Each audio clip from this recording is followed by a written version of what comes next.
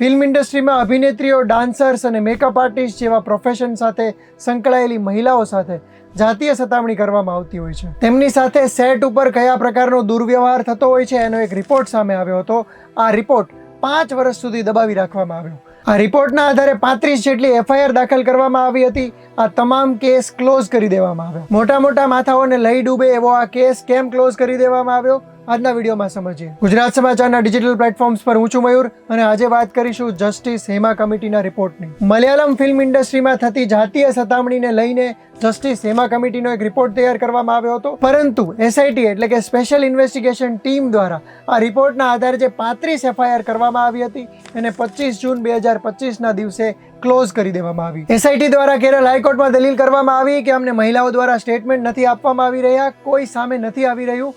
તો કેરળ હાઈકોર્ટે પણ કહ્યું કે અમે કોઈને આ માટે બળજબરી ન કરી શકીએ. તો શું હતો આ રિપોર્ટ અને કયા કારણોસર એને 5 વર્ષ સુધી છુપાવી રાખવાની જરૂર પડી એ પહેલા સમજી લઈએ. સૌથી પહેલા તો ફેબ્રુઆરી 2017માં એક હાઈ પ્રોફાઇલ મલયાલમ અભિનેત્રી સાથે 5 લોકોએ અપહરણ કર્યા બાદ જાતીય સતામણી કર્યાના સમાચાર સામે આવ્યા. ત્યાર પછીથી બોલિવૂડ સહિતની ફિલ્મ ઇન્ડસ્ટ્રીના ઘણા બધા લોકો આ અભિનેત્રીના સમર્થનમાં આવ્યા.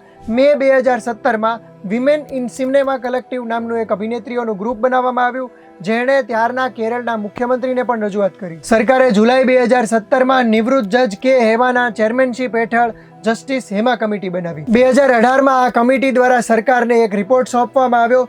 સરકારે આ રિપોર્ટ ક્યારેય જાહેર ન કર્યો.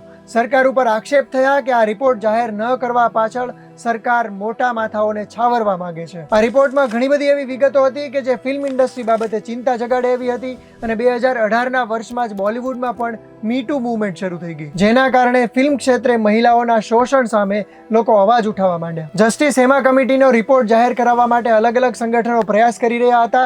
ઓગસ્ટ 2024માં એક આરટીઆઈના જવાબ રૂપે આ રિપોર્ટને જાહેર તો કરાયો, પરંતુ એમાં ઘણી બધી કાપકૂપ કરવામાં આવી હતી. આ રિપોર્ટમાં સૌથી મોટો ખુલાસો એ થયો કે ફિલ્મ ઇન્ડસ્ટ્રીમાં મહિલાઓ સાથે 4 પ્રકારે ખોટું કામ થતું હતું. પહેલું કાસ્ટિંગ કાઉચ, બીજું ઓનલાઈન ત્રાસ આપવો, ત્રીજું ફિલ્મમાં એક્ટિંગ કે સીનના બહાને સતામણી કરવી અને ચોથું ફિલ્મ સેટ પર પૂરતી સુવિધા ન હોવી. રિપોર્ટમાં દાવો થયો કે આખી મલયાલમ ફિલ્મ ઇન્ડસ્ટ્રી પુરુષોના કંટ્રોલમાં છે અને માત્ર અભિનેત્રીઓ જ નહીં પરંતુ 30 અલગ અલગ પ્રોફેશન સાથે સંકળાયેલી મહિલાઓનું વિવિધ પ્રકારે શોષણ થતું હતું. ફિલ્મ ઇન્ડસ્ટ્રીમાં કામ કરતી મોટાભાગની મહિલાઓ સાથે પહેલા કોન્ટ્રાક્ટ નહોતો કરવામાં આવતો અને વિવિધ પ્રકારે એમને બ્લેકમેલ પણ કરવામાં આવતી હોવાનો દાવો કરાયો. આ રિપોર્ટમાં 85 સોશિયલ મીડિયા પોસ્ટના આધારે કુલ 35 જેટલી એફઆઈઆર પ્રકાશમાં આવી. 2024માં આ તમામ કેસને લઈને સ્પેશિયલ ઇન્વેસ્ટિગેશન ટીમની સ્થાપના થઈ, પરંતુ હવે જૂન 2025માં આ તમામ એફઆઈઆરના કેસ ક્લોઝ કરી દેવાયા છે. તો બીજી તરફ આ દરમિયાન ઘણી બધી અભિનેત્રીઓના કરિયર ખતમ થઈ ગયા છે.